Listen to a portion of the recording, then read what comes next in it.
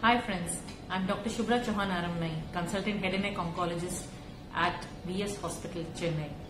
So we are going to talk today here about a small topic which everybody would have heard some point or the other in their life, and that's cancer.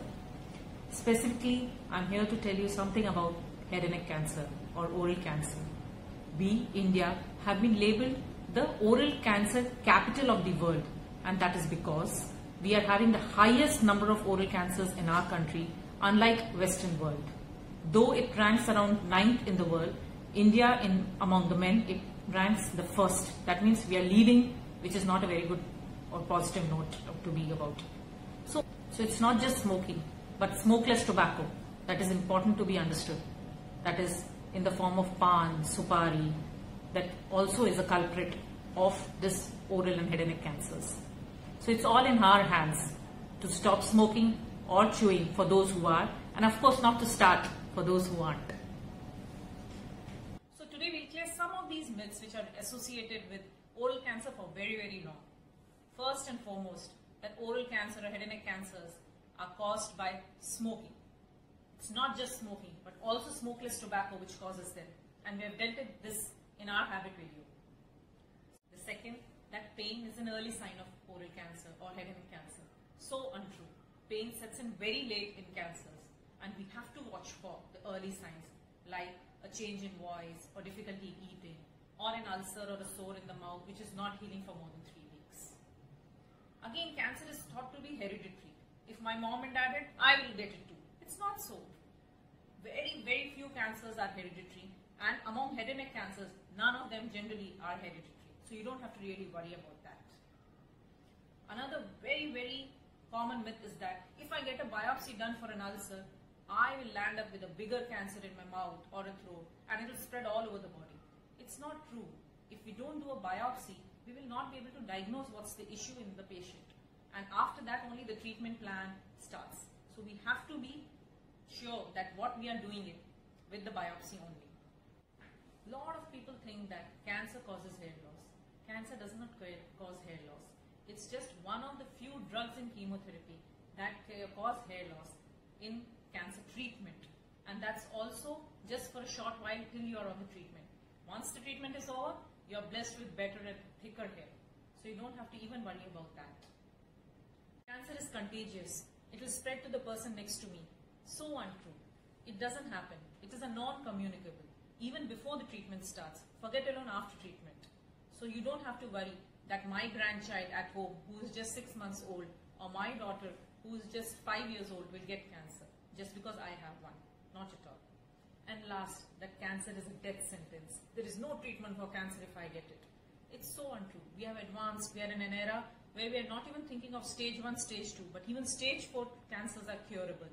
And we have advanced to much more better rehabilitation, as in patients who after treatment are able to eat, drink, speak much, much better than what they were few years back.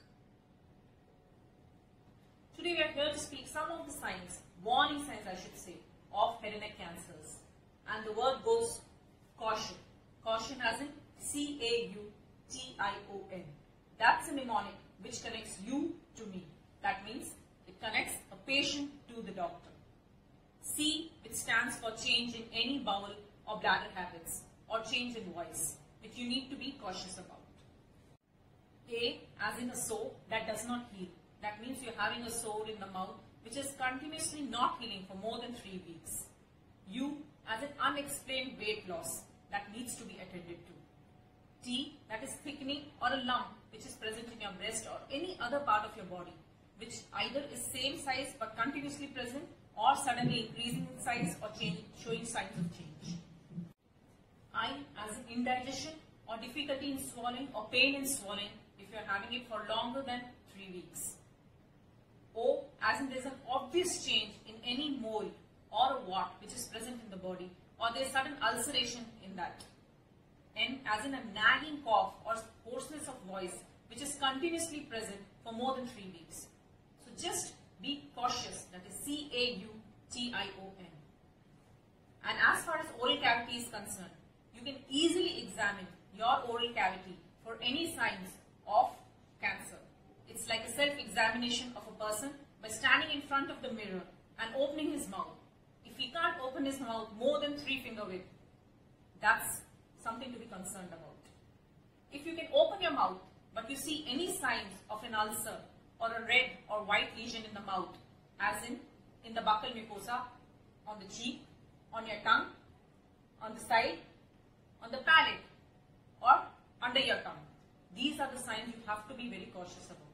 Take your tongue out and see in the throat if there are any ulcer, red or white lesions.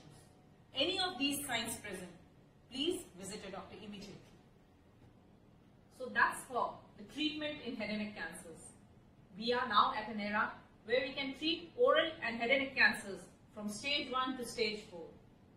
That is, even if it's a large ulcer in the mouth which is perforating from the skin, or there is a leak in the neck. And it's not just that we can remove it, but we have reached an excellence where we can rehabilitate, that is, give back the patient what was removed to as normal as possible by taking tissue from the leg or from the thigh or from the hand, which is known as microvascular free flap reconstruction. We can take either bone or soft tissue to give back the patient the same soft tissue and the bone which we removed. And it doesn't stop here. We further rehabilitate the patient to eat, speak normally, give him teeth in the bone which was given newly. And thus the patient gets back to life as normal as possible. And it's all possible. It's not just in the Western world which was possible before. Now, even in India, at VS Hospital, we offer the same treatment.